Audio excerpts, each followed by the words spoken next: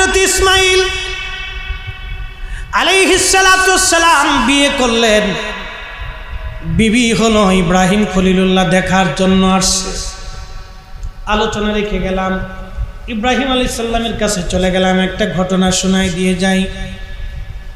হযরত ইব্রাহিম সুদূর ফিলিস্তিন থেকে তিনি আসছেন দেখার জন্য ইসমাইলকে দেখার জন্য। যখন মক্কায় আসছে, আসার পরে ঘরের দরজার মধ্যে টুকা দিলেন, সালাম দিলেন। ভিতর থেকে আওয়াজ আসলো, কে? বলে আমি একজন মুসাফির, আমি একজন পথিক, আপনার ঘরের দুয়ারে আসছি। কি জন্য আসছেন? আমি হযরত ইসমাইলের কাছে আসছি। ইসমাইল আপনার কি হয়? বলে আমার স্বামী। তিনি কোথায় আছেন? তিনি বাহিরে। আপনারা কেমন আছেন? মহিলা বলতেছে তেমন ভালো নাই, কোন রকম দিনপাত চলতেছে। মহিলা তাকে ভিতরে আসতেও বললেন না, বসতেও দিলেন না, মেহমানদারি কিছুই করলেন না। মহিলা এই কথা বলার পরে তখন হযরতে ইসমাইল আলাইহিস সালাতু ওয়াস সালাম কি ইব্রাহিম আলাইহিস সালাম বললেন, ওই মেয়েটাকে, মহিলাটাকে বললেন, ও বিবি, ও মা, তোমার স্বামী যদি ঘরে ফিরে চলে আসে, তোমার স্বামীকে বলবা সুদূর বহু দূর থেকে একজন মুসাফির এসেছিল, তিনি তাকে নির্দেশ দিয়ে গেছেন তার ঘরের চৌকাঠ ভালো না, এই চৌকাঠ যেন বদলায় ফেলে দেয়। ইসমাইল ফিরে আসছে, বিশুদ্ধ ঘটনা। ইমাম ইবনে কাসির আল বেদার ভিতরে লিখছেন, অনেক কিতাবের মধ্যে ঘটনা ঘটছে। ইব্রাহিম খলিলুল্লাহ পরের তারিখ আবার আসছে, সালাম দিলেন ও ইসমাইল আলাইহিস সালাম ফিরে আসলেন। ফিরে আসার পরে বললেন, স্ত্রী বলতেছে, স্বামী আমার ভিতরে আসেন। ইসমাইল আলাইহিস সালাম বললেন, বিবি রে, আবার বাড়িতে মনে হয় কোনো মেহমান এসেছিল। বলে হ্যাঁ। কোথার থেকে? বলে বহু দূর থেকে একজন মুসাফির এসেছিল, সালাম দিয়ে আমাদের কথা জিজ্ঞেস করেছে, তুমি কি বলেছ? বলছি তেমন ভালো নাই, দিনপাত আমাদের ভালো চলতেছে না। তুমি কি তাকে বসতে দিয়েছো? বলে না। মেহমানদারি করেছো? বলে না, তাও করি নাই। যাওয়ার সময় কি বলেছে? বলেছে, স্বামী আপনার ঘরের চৌকাঠ নাকি ভালো না, এটা পরিবর্তন করার জন্য হুকুম দিয়ে গেছে। তখন ইসমাইল ডাক দিয়ে বলেন, বিবি রে, তুমি চিনো নাই, তিনি জমানার পয়গম্বর, আল্লাহর খলিল, তিনি আমার বাবা ইব্রাহিম আলাইহিস সালাম। তিনি এসেছিলেন, তুমি চিনতে পারো নাই।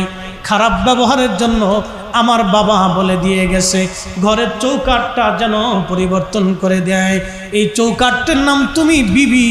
বিবি রে, তুমি বাড়ি চলে যাও, তোমাকে তালাক দিয়ে দিলাম, তোমার সঙ্গে আমার আর সংসার হবে না, কারণ আমার বাবার হুকুম অমান্য করার সুযোগ আমার নাই। আল্লাহু আকবার জোরে বলেন। হযরত ইসমাঈল আবার বিয়ে করলেন। পরের তারিখ ইব্রাহিম খলিলুল্লাহ আসছে, এসে সালাম দিলেন, আসসালামু আলাইকুম রহমতুল্লাহ। ভিতর থেকে জবাব আসলো, আলাইকুম আসসালাম। কে আপনি? বলে আমি একজন মুসাফির, বহু দূর থেকে আসছি। বলে ভিতরে আসেন। কেন আসছেন? বলে ইসমাইলকে আসেনি। বলে হ্যাঁ, আমার স্বামী আছেন, তিনি বাইরে গেছেন, আপনি ভিতরে বসেন, আমি আপনার জন্য সুন্দর মেহমানদের এই ব্যবস্থা করতেছি, বিশ্রাম করেন, তিনি আসুন, তারপরে কথা বলে যাবেন। তখন ইব্রাহিম আলাইহিস সালাম বললেন, আপনাদের দিন কেমন চলে? বলে আলহামদুলিল্লাহ, আমাদের দিন বলো ভালোই চলতেছে। আপনারা খান কি? বলে আমাদের খাবার হলো গোশত। আর কি খান? বলে আমাদের খাবার হলো পানীয়। ইব্রাহিম দোয়া করলেন, হে রব্বে করিম, আমার আওলাদ, এই বংশে, এই কাবাতে, এই মক্কাতেই বাসিন্দাদের জন্য তুমি গোশতর ব্যবস্থা করে দাও। আল্লাহ তাদের জন্য চিরদিনের জন্য কিয়ামত পর্যন্ত তাদের খাবার হিসেবে তুমি গোশতের ব্যবস্থা করো। নবীজি বললেন, ওই সময় যদি হযরত ইসমাইলের বিবি বলতেন আমাদের খাবার দাবার হলো ফসলাদি, গম জব, তাহলে ইব্রাহিম দোয়া করলে সারা মক্কায় গম জব হতো। কিন্তু ইব্রাহিম যে দোয়া করেছে, কিয়ামত পর্যন্ত মক্কায় গম জব হবে না, কিন্তু কিয়ামত পর্যন্ত মক্কায় গোশতের অভাব হবে না। একবার জোরে বলা যাবে কি মারহাবা? হ্যাঁ মুসলমান, প্রিয় যুবক ভাইরা, হযরতে ইসমাইল ফিরে আসছে, এসে বললেন, বিবি রে, বাড়িতে মনে হয় মেহমান এসেছিল, সুঘ্রাণ আসে। বলে, হ্যাঁ স্বামী, আমার মেহমান এসেছে, একজন মুসাফির, বয়োবৃদ্ধ সুন্দর একজন মানুষ এসেছিলেন, তিনি সালাম দিয়েছে। আমি তাকে বসতে বলেছিলাম, নাস্তা খাবার দাবার দিয়েছিলাম মেহমানদেরই, তিনি আমার জন্য দোয়া করে গেছেন, আর একটা কথা বলে গেছেন। কি? ঘরের চৌকাঠটা বলে সুন্দর, কোনোদিন যাতে চৌকাঠ পরিবর্তন না করেন, এই কথা বলে গেছে।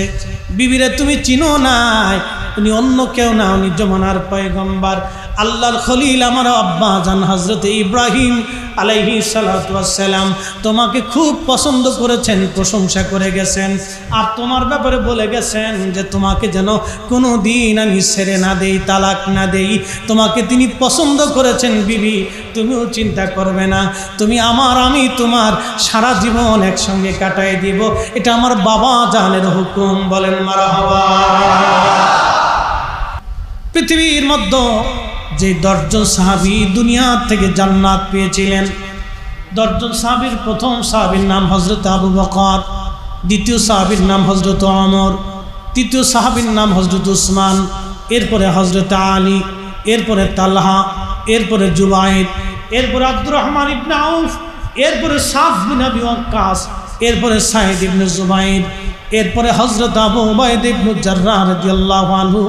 এই 10 জন সাহাবী দুনিয়া থেকে জান্নাতের সার্টিফিকেট নিয়ে তারা কবরে চলে গেছে। একবার জোরে বলা যাবে কি মারহাবা। এই 10 জন সাহাবী দুনিয়া থেকে কেন জান্নাত পাইল? এর পিছনে একটা ছোট্ট কারণ।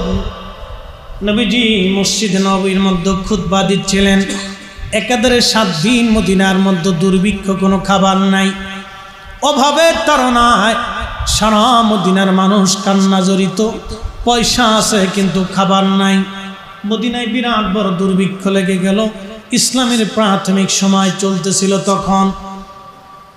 সিরিয়া থেকে এক দল বণিক এসেছে মদিনাতে, টাকা পয়সা, সোনা দানা, খাবার দাবার, অনেক মাল সামানা নিয়ে তারা আসছে, গম জম এগুলি নিয়ে তারা আসছে, খেজুর জব রুটি, এই খাবার দাবার নিয়ে সিরিয়া থেকে বণিক দল মদিনাতুল মুনাওয়ারা আসছে। আসার পরে হযরতে রাসূল করিম সাল্লাল্লাহু আলাইহি সাল্লাম খুতবা দিচ্ছিলেন মসজিদের মধ্যে দাঁড়ায় দাঁড়ায়। এমন সময় একজন ঘোষণা দিয়ে গেল মসজিদের সামনে দিয়া, শুনছো মদিনাবাসী, মদিনাতে যাদের দুর্ভিক্ষ লেগে গেছে, সিরিয়া থেকে একদল বণিক আসছে খাবার দাবার নিয়ে, তোমরা যত তাড়াতাড়ি সম্ভব খাবার দাবার কিনতে চলে যাও, চলে গেলে আর পাওয়া যাবে না তাদেরকে। এ আশা নিয়ে হযরতে রাসূল করিমের সাহাবীরা মসজিদের ভিতর থেকে পিছনের কাতার থেকে যেতে যেতে যেতে যেতে নবী খুতবা দেয়, সাহাবীরা চলে যায়। চিন্তা করেন কত কঠিন পরিস্থিতি ছিল। জুমার দিন নবী খুতবা দিচ্ছে, সাহাবীরা মসজিদ রেখে চলে যাচ্ছে। কত কঠিন দিন ছিল সেই দিন। একাধারে 7 দিন মদিনার কারো ঘরে কোনো খাবার নাই, এত পরিমাণে দুর্ভিক্ষ মদিনাতে লেগে গিয়েছিল। মা বাবার সামনে ছেলে মেয়েগুলি খাবারের জন্য কান্না করে। বলেন তো, চোখের সামনে সন্তান যদি খাবারের জন্য কাঁদে, পৃথিবীর কোন বাবা মা সহ্য করতে পারে? রক্ত বিক্রি করে হলো সন্তানের মুখে খাবার দেওয়ার জন্য বাবা মা চেষ্টা করে। কিন্তু আজকেও ভিডিওতে দেখলাম বৃদ্ধাশ্রমে ঈদ, যারা বৃদ্ধাশ্রমে থাকে তাদের ঈদ কেমন কাটতেছে দেখতে যায় চোখের পানি চলে আসলো। একজন মুরব্বী কেঁদে দিয়ে বললেন, বাবা, পৃথিবী কেমন এখন বোঝা যায়, কোন দিন ঈদ যায় কোন দিন ঈদ না হয় আমরা বুঝতে পারি না। হ্যাঁ মুসলমান, সাহাবীদের জীবন থেকে, হযরতে ওমর রাদিয়াল্লাহু আনহুর জীবন থেকে শোনাচ্ছি আমি। মসজিদে নববীর ভিতরে সব সাহাবী চলে গেল। সাহাবী যেতে যেতে যেতে যেতে সব সাহাবী চলে যাওয়ার পরে মাত্র 10 জন সাহাবী নবীর সামনে বসে আছে। প্রথম নম্বরে হযরত আবু বকর। নবীজি খুতবা শেষ করার পরে বলেন, আবু বকর ফিল জান্নাতি, আমার আবু বকর হলো আল্লাহর জান্নাতি। একবার জোরে বলা যাবে কি মারহাবা? আবু বকর জান্নাতি, ওমর জান্নাতি, উসমান জান্নাতি, আলী জান্নাতি, তালহা জান্নাতি, জুবাইর জান্নাতি, আব্দুর রহমান ইবনে আউফ ফিল জান্নাতি, সাদ বিন আবি ওয়াক্কাস ফিল জান্নাতি, সাইদ ইবনে জুবাইর ফিল জান্নাতি, আবু উবাইদা ইবনে জাররাহ ফিল জান্নাতি। এই 10 জন সাহাবীর নাম ঘোষণা দিয়ে বললেন, এরা দুনিয়া থেকে জান্নাতের সার্টিফিকেট পেয়ে গেল, আমার আল্লাহ তাদের জীবনের আগে পরের সব গুনাহ মাফ করে দিল। কেন? সব সাহাবী খাবারের জন্য মসজিদ ছেড়ে চলে গেছে, মাত্র 10 জন রাসূলের সামনে বসে রয়েছে। আপনার জীবনের কোন আমল আল্লাহর কাছে পছন্দ হবে আপনি নিজেও জানেন না। কুকুরকে খাওয়াচ্ছেন, আল্লাহর কাছে পছন্দ হয়ে যেতে পারে, ওই খাওয়ানোর জন্য জান্নাত হয়ে যাবে। না আসতে হয়ে গেল না? সুবহানাল্লাহ। এই জন্য আল্লাহ বলেছেন, ন্যায় করো, ন্যায় ন্যায় ন্যায়, যেটা ন্যায় ইনসাফ সেটা করো, ইনসাফ সারা করো না, ন্যায়টা করো। হ্যাঁ মুসলমান, ন্যায় করতে হবে। আমার দেশে বিয়ে হয়, বিয়ের সময় লেনাদেনা হয়, বর পক্ষ মেয়ে পক্ষ দুইজনে বসে লেনাদেনা নিয়া, আপনারা কি দিবেন, আপনারা কি দিবেন, এত পরিসন্ন এত গেছে, আপনারা কি দিবেন, খাট দিবেন, এটা দিবেন, সাইকেল দিবেন, এটা দিবেন, ঘোড়ার ডিম, আগর ডিম, বাগর ডিম, সাগর ডিম, এত কে? রসুলের জমানায় তো সিস্টেম ছিল না, আল্লাহর নবীর জমানাতে এই পদ্ধতি ছিল। বাবা যতটুকুন সামর্থ্য আছে ততটুকুন মেয়েকে দিয়ে দিবে, স্বামীর যতটুকুন সামর্থ্য আছে ততটুকুন স্ত্রীকে দিয়ে তারপরে নিয়ে আসবে। মারহাবা বলবেন না? না আর একটু জোরে বলেন না, মারহাবা।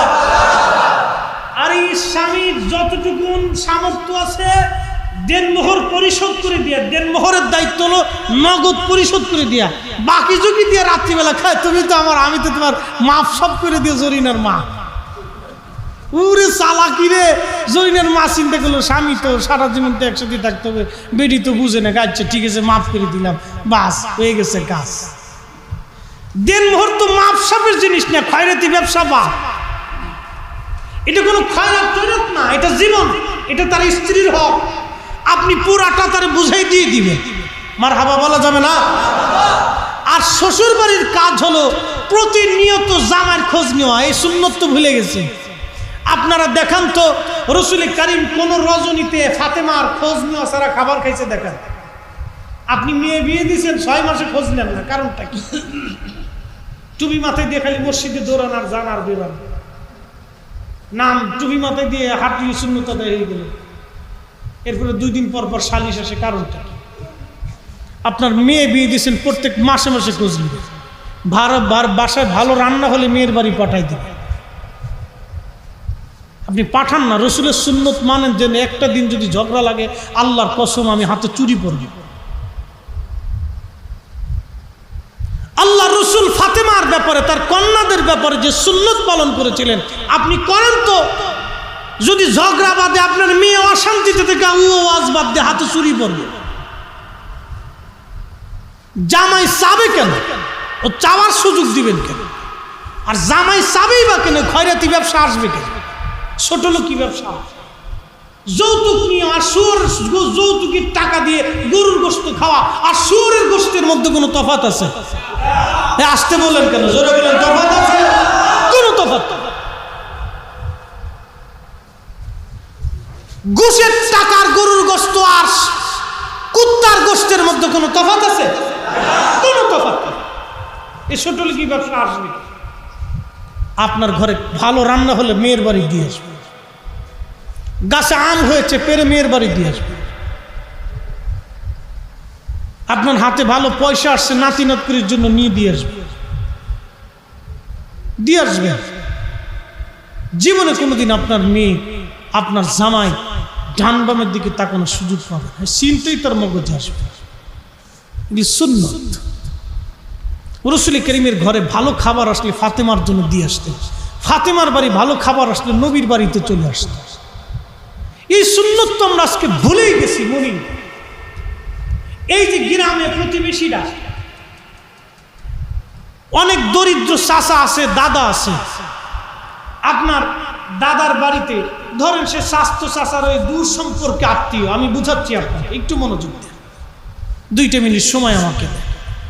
এই যে দূর সম্পর্কে একজন চাচা, তার বাড়িতে আজকে খাবারের খুব সংকট, আপনার বাড়িতে পোলাও বিরিয়ানি গরুর গোশত রান্না হয়েছে, চিবিনকিরি বাড়ির ভিতরে একটু ভরি নিয়ে ওই দাদার বাড়িতে দিয়ে আসে, খাবারটা সামনে নিয়ে নাতিগুতি নিয়ে খাবে আর আপনার জন্য দোয়া করবে। ওই দোয়াতে আপনার জন্য আল্লাহ কোথার থেকে রিজিক বরাদ্দ করবে আপনি নিজেও জানেন। এগুলি তো আমরা ভুলে গেছি, আমরা ভুলে গেছি, মনে নাই, এই সুন্নতগুলি ভুলে গেছি। হ্যাঁ মুসলমান, এই সুন্নতগুলি পালন করবেন। মা বোনেরা আপনাদেরকে বলে দিয়ে যায় সুন্নত পালন করবেন। কেন জামাইজন ঝগড়া করবে? কেন শাশুড়ি যারা আছেন কিসের জন্য ঝগড়া হবে? ভালো খাবার রান্না হলে জামাই বাবাকে ডেকে নিয়ে আসবেন, আদর করে তাকে খাওয়াবেন, সন্তানের মতো দেখবেন। খোদার কসম করে বলি, জামাই আপনার মেয়ের দিকে চোখ রাঙিয়ে কোনোদিন কথা বলবে না। আপনার একটা সন্তানের মতো যদি আপনি দেখেন কোনো সমস্যা হবে না। আল্লাহর নবী সারা জীবন সন্তানের মতো দেখেছেন এইভাবে। ও মুসলমান, 10 জন সাহাবী জান্নাত পেয়ে গেল। আবু উবাইদা ইবনে জাররাহ ছিলেন অর্থমন্ত্রী। আল্লাহর নবীর সাহাবী হযরত ওমর চিঠি লিখলেন, হে অর্থমন্ত্রী, আমার বাড়ি ঈদের কাপড় চোপড় নাই, আগামী 1 মাসের বেতন আগাম আপনি আমার জন্য বরাদ্দ করে দেন। হযরত ওমর রাদিয়াল্লাহু আনহু এই চিঠিখানা যখন দিলেন, আবু উবাইদা ইবনে জাররাহ চিঠিখানা পড়ে চোখের পানি ফেলে ফেলে কাঁদে আর বলে, আল্লাহ, আজকে খলিফাতুল মুসলিমিন হযরত ওমরের বাড়িতে আজকে এই যে ঈদের কাপড় কিনবে সেই টাকা তারা হাতে নাই। বসে বসে কাঁদতেছিলেন। আর একখানা কাগজ লিখলেন, চিঠির মধ্যে লিখলেন, ইয়া আমিরুল মুমিনিন, 2টা বিষয় যদি আপনি আমাকে গ্যারান্টি দিতে পারেন তাহলে আপনাকে আগামী 1 মাসের বেতন আমি দিয়ে দিব। 1 নম্বর, আগামী 1 মাস পর্যন্ত আপনি পৃথিবীতে বাঁচবেন কিনা গ্যারান্টি দেওয়া লাগবে। 2 নম্বর, আগামী 1 মাস পর্যন্ত আপনাকে মুসলমানরা খেলাফতের আসনে খলিফা হিসেবে রাখবে কিনা। যদি গ্যারান্টি দিতে পারেন তাহলে অবশ্যই আমি আগামী 1 মাসের বেতন আপনাকে দিয়ে দিব। একবার জোরে বলা যাবে কি সুবহানাল্লাহ? আল্লাহ, কিয়ামতের একটা আলামত শোনাই দিয়েছে। কিয়ামত কাছেই যাবে। রসুল বলছেন কিয়ামত কাছে আসবে যখন সরকারি সম্পদকে কর্মকর্তারা, সরকারি আমলারা নিজের সম্পদ মনে করে ব্যবহার করবে। কিয়ামত কাছেই যাবে উম্মত, শুনো, যখন সরকারি সম্পদ, এটা তো জনগণের মাল, বাইতুল মাল, সরকারি কোষাগার, সরকারি সম্পদ, এটা আমাদের সম্পদ। সরকারি কর্মকর্তা কর্মচারী বেতন পাওয়ার পরেও এই তারপরে বোনাস সুবিধা, এরপর আরো কি কি আছে, এগুলি পাওয়ার পরেও যখন সম্পদকে, সরকারি সম্পদকে নিজের সম্পদের মতো ব্যবহার করিয়া এটার অতিরিক্ত খরচা করে দুর্নীতি করবে, হে আমার উম্মত শোনো, এগুলি কিয়ামতের আলামত। বুঝবা কিয়ামত কাছাই গেছে, বুঝবা মহামারী আসবে, বুঝবা বিপদ আসবে, টর্নেডো আসবে, অতিবৃষ্টি আসবে, অনাবৃষ্টি আসবে, প্রচণ্ড গরম পড়বে, এমন একদিন আসবে আকাশ থেকে পাথর আসবে আর কঠিন বিপদ আর মুসিবত আল্লাহ একটার পর একটা চাপাই দিবে। যদি সরকারি সম্পদকে আমলারা নিজেদের সম্পদ মনে করে ব্যবহার করে, এগুলি কিয়ামতের আলামত। আরে আবু উবাইদা ইবনে জাররাহ বলতেছেন, ওমর, যদি 1-2টা জিনিসের গ্যারান্টি দিতে পারেন তো আমি আপনাকে 1 মাসের বেতন আগাম দিয়ে দিব। 1 নম্বর, আপনাকে দিতে হবে আগামী 1 মাস পর্যন্ত পৃথিবীতে বাঁচবেন কিনা। 2 নম্বর, 1 মাস পর্যন্ত আপনাকে খলিফার আসনে মসনদে মুসলমানরা রাখবে কিনা গ্যারান্টি যদি দেন তো আমি 1 মাসের বেতন আপনাকে আগাম দিয়ে দিব। একসাথে বলা যাবে সুবহানাল্লাহ। হযরত ওমর চিঠিখানা পড়ে কাঁদতেছে। সাহাবায়ে কেরাম মনে করছে ওমর মনে বেজার হয়ে গেছে। সাহাবায়ে কেরাম বলেন, আমিরুল মুমিনিন কাঁদতেছেন? বলে, কাঁদতেছি আল্লাহর দরবারে শুকর করতেছি, আমি একবার ইনসাফওয়ালা একজন অর্থমন্ত্রী পাইছি। আমি আল্লাহর কাছে কাঁদতেছি এই জন্য যে আমি ইনসাফ দেখেছি যার কাছে বাইতুল মাল যতদিন পর্যন্ত থাকবে, আর এইরকম অর্থমন্ত্রী পৃথিবীর মুসলমানরা যতদিন পাবে, ততদিন মুসলমানদের কখনো অভাব দুর্যোগ হবে না। আমার দেশে কই লাগবে। আপনি যাদেরকে ল্যাংটা মনে করেন, ইউরোপ, আমেরিকা, অস্ট্রেলিয়া, চীন, জাপান, ওদের নারীরা অর্ধেক উলঙ্গ থাকে, বিয়ে হওয়ার আগে বাচ্চা হয়, অনেক বাচ্চাদের বাবার পরিচয় নেই, কিন্তু যাই দেখেন মিথ্যা বলবেন, আপনাকে মালে কোন দিবেন, ধোঁকা দিবেন। আমরা মসজিদে নামাজ পড়ে যে দোকান খুলে মালে ভেজাল দিয়ে, মালে কম দিয়ে বাস বিক্রি করে দিছি, কিন্তু একটু আগে কিন্তু আল্লাহর সেজদা দিয়ে গেছে, কইছে সুবহানা রাব্বিল আলা, তুমি আল্লাহ বড়, এরপরে যে মালে কম মেরে দিছে। একটু আগেই বলে গেছে সুবহানা রাব্বিল আলা, আল্লাহ তুমি বড়, তুমি মহান, তুমি সর্বশ্রেষ্ঠ, তুমি মহান পবিত্র। আল্লাহর সেজদা দিয়ে আল্লাহর সাথে কথাবার্তা বলে যাইয়া এরপরে বাস কলার ভিতরে ফরমালিন মেরে দিছি। আনারস কিনতে গেছি টাঙ্গাইলের মধুপুর বাগানে, মাহফিল শেষ করে তাজা আনারস কেটে দেয়, টাকা দিয়ে দিন, ঢাকাতে যে দাম এখানেও সে দাম দিন। হুজুর কোনো লাভ নেই। বললাম কারণ কি? ঢাকার আনারস যেটা, বাগানেরটাও সেটা। বললাম কারণ কি? একবারে গাছের গুঁড়ায় একবারে কায়দা মতো ইঞ্জেকশন মাইরে ফরমালিন ঢুকেই দিছি। খাবেন কি? কিছু করার নেই, এই অবস্থা চলতেছে। হ্যাঁ প্রিয় মুসলমান, এগুলি আমাদের ইনসাফের বাহিরে কাজ চলতেছে আমার সমাজে এগুলি, যার কারণে দেখবেন মানুষের বিভিন্ন রোগে আক্রান্ত। বিভিন্ন রোগে আমরা কেন এখন বেশি আক্রান্ত হই? গ্যাসের সমস্যা, শারীরিক নানান জটিলতা। আগের মুরব্বীদের এত রোগে ছিল না, ৭৫ বছর বয়সেও তারা হাড্ডি কামড়ায়, গোশত কামড়ায় খেয়ে গেছে। কারণ কি? খাবারের মধ্যে ভেজাল ছিল না, এখন খাবারের মধ্যে ভেজাল দিয়ে দিছে, বিষ খাওয়ানো হচ্ছে আপনাকে। কারা খাওয়ায় বাজান? সামান্য অর্থ লোভের জন্য, অল্পতেই অল্প সময়ে বেশি ধনী হওয়ার জন্যে এই মানুষগুলি আমাদের দেশের মানুষকে বিষ প্রয়োগ করতেছে, বিষ খাওয়াচ্ছে। একটার পর একটা ভেজাল, নিত্য নতুন নতুন নতুন নতুন ভেজাল। ও মুসলমান, আল্লাহ বললেন না বান্দা তুমি ন্যায়টা করো, অন্যায় করো না, তুমি ন্যায় করো। এরপর আল্লাহ বললেন, বললে হেসান, তুমি দয়া করো, মায়া করো। আল্লাহ পাক দয়া করতে বলেছেন। রাসূল কারীম বলেন, মাল্লাম ইয়ারহামিন নাস মাল্লাম ইয়ারহামিল্লাহ, যে মানুষকে দয়া করে না আমার আল্লাহ তাকে দয়া করে না। যে মানুষকে দয়া করে আল্লাহ তাকে দয়া করে, যে মানুষকে দয়া করে আল্লাহ তাকে দয়া করে। একবার জোরে বলা যাবে কি সুবহানাল্লাহ? খিজির আলাইহিস সালামের নাম শুনছেন? একসাথে বলেন না মারহাবা। কষ্ট হচ্ছে আপনাদের বুঝি? কিছু সময় দেওয়া যাবে না আর ইনশাল্লাহ? খিজির আলাইহিস সালামের একটা ঘটনা শুনে কষ্ট হবে?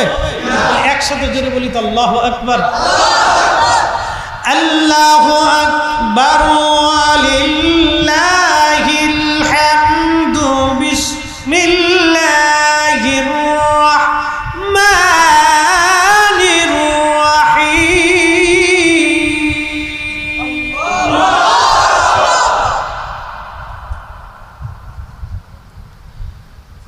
وعلمناه من لدنا علما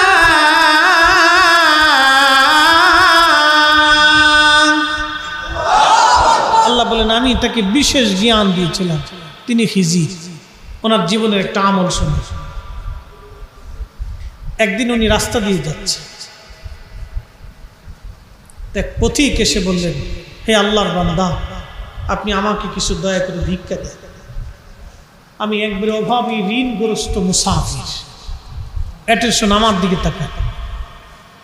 আপনি আমাকে কিছু ভিক্ষা দেন, আমি ঋণগ্রস্ত মুসাফির। হযরত খিজির বললেন, হ্যাঁ হ্যাঁ আল্লাহর বান্দা, তুমি ঋণগ্রস্ত মুসাফির, কিন্তু আল্লাহর কসম আমার কাছে দেওয়ার মতো কিছুই নাই। তখন ওই মুসাফির বললেন, আপনি আমাকে দয়া করেন, আমি একবারে ঋণগ্রস্ত, খুবই অভাবী, আমি আপনার কাছে দয়া চেয়েছি, আল্লাহর হস্তে আপনি আমাকে দয়া করে কিছু ভিক্ষা দেন, আল্লাহর হস্তে দয়া করে ভিক্ষা আমাকে দেন। হযরত খিজির বললেন, ওহে আল্লাহর বান্দা, তুমি আল্লাহর হস্তে আমার কাছে জানদা করেছো, আমি তোমাকে ফেরত দিব না। আমার কাছে কোনো সম্পদ বলে কিছুই নাই, তবে একটা কাজ করতে পারো, তুমি আমাকে বিক্রি করে দিয়ে গোলাম বানাইয়া যে টাকা পাও ওই টাকা নিয়ে যেতে পারো। আগে মানুষ বেচা কিনা হতো, তখন ওই ভিক্ষুক বলতেছে, মুসাফির ঠিক আছে তো? বলে হ্যাঁ।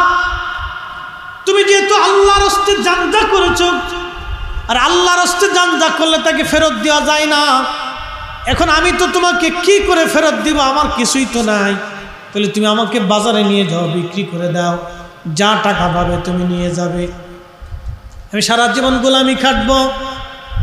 ওই লোকটা হযরত খিজির আলাইহিস সালামকে নিয়ে গেলেন, নিয়ে যাওয়ার পরে গোলামির জন্য বাজারে উঠাইলেন, বিক্রি করে দিয়ে লোকটা টাকাগুলি নিয়ে গেলেন, হযরত খিজির আলাইহিস সালামকে বিক্রি করে দিলেন। খিজির আলাইহিস সালামকে যার কাছে বিক্রি করলেন সেই লোকটা আবার অনেক ভালো মানুষ ছিল, অনেক ধনী ব্যক্তি ছিল, তিনি কিনে নিয়ে আসছে। কিনে নিয়ে আসার পরে বহুদিন হলো খিজিরকে দিয়ে কাজ করান না, মারহাবা বলো, খিজিরকে দিয়ে কাজ করেন, শুধু খাবার দাবার দেয়, বিশ্রাম টিশ্রাম।